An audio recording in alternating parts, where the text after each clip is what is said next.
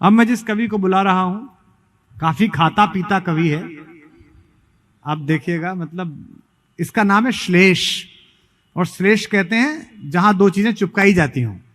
यानी कि बचपन से ही पिताजी को पता था कि सिंगल नहीं बैठेगा, दो बैठेंगे। ये आया है प्रयागराज से, इलाहाबाद से। आप अभी ताली बजा लीजिए, वरना बाद में ताली बजाने जाना पड़ेगा इलाहाबाद, क्योंकि जाना पड़ता है, मैं बताता हूँ आपको।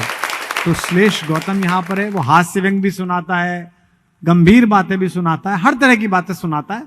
लेकिन उत्तर प्रदेश से गुजरात, वो भी शायद आता रहा या पहली बार आया है गुजरात इस कार्यक्रम में। राजकोट तो कम से कम पहली बार आया है। तो एक बार जरा मुंह दिखाई की तालियां बजाइए और उससे अनुरोध है कि अपना पार्थिव शरीर उठाए। और हाँ, क्या बात।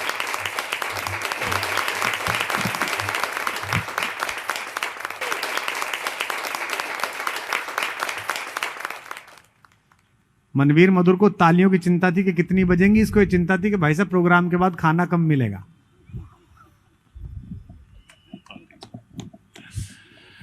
बहुत बहुत आभार आत्मीय प्रिय आदरणीय डॉक्टर कुमार विश्वास भैया, मंचस्थ सुरेंद्र दादा, मनवीर भाई, खुशबू जी, कुशल, और आप लोगों की इस प्रणम में उपस्थिति को प्रणाम कर रहा हूं, डिजिटल खिड़की के इस प्रयास को और आप सबकी उपस्थिति को।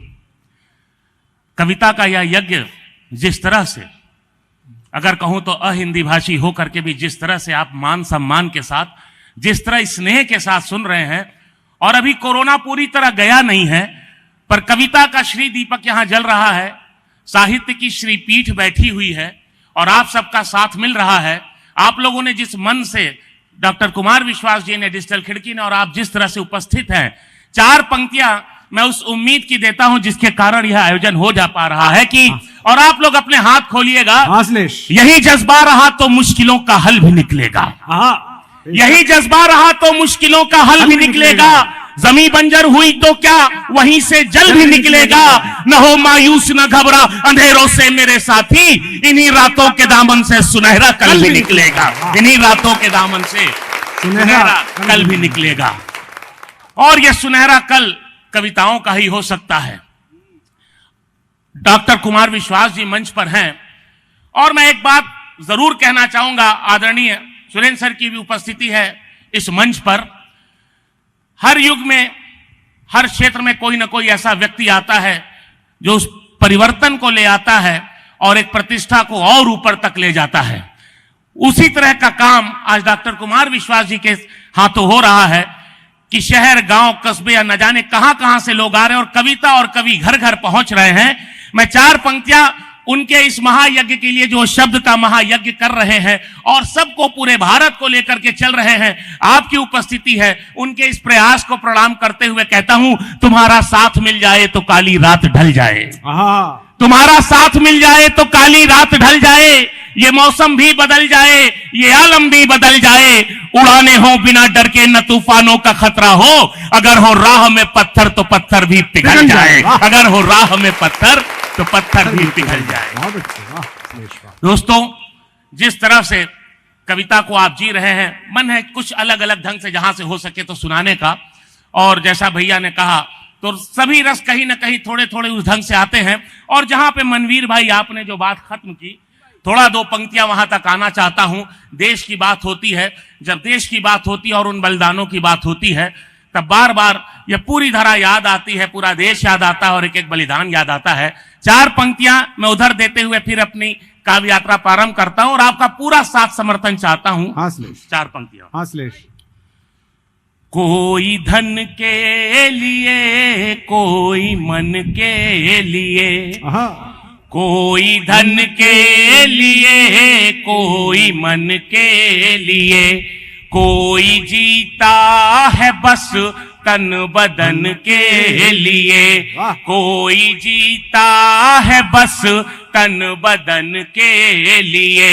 याद रखती है दुनिया मगर बस उसे, याद रखती है दुनिया मगर बस उसे, जान दे दे जो अपनी वतन के लिए, जान दे दे जो अपनी वतन के लिए।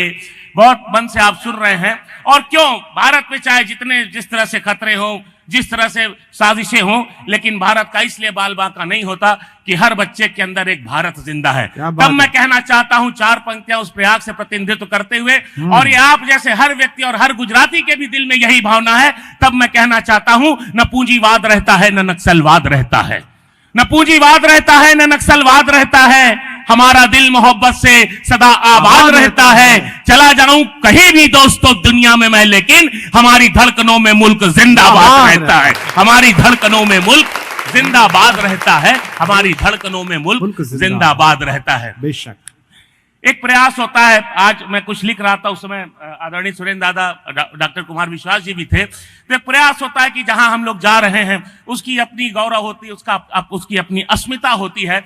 1-2 छंद भैया वहां से पढ़ते हुए कुछ करना चाहूंगा। 4 पंक्तियां, जैसा कि आदरणीय कुमार विश्वास जी ने शुरू में ही बापू को याद किया, आज मैं 4 पंक्तियां इस श्रीधरा से उस पुण्य आत्मा को प्रणाम करते हुए पढ़ना चाहता हूं कि देश की चेतना देश का मान हो, देश की चेतना देश का मान हो, संत साबरमती सबका सम्मान हो, संत साबरमती सबका सम्मान हो, सत्य के न्याय के बापू तुम सारथी, सत्य के न्याय के बापू तुम सारथी, पूरी दुनिया में भारत की पहचान हो, पूरी दुनिया में भारत की पहचान हो।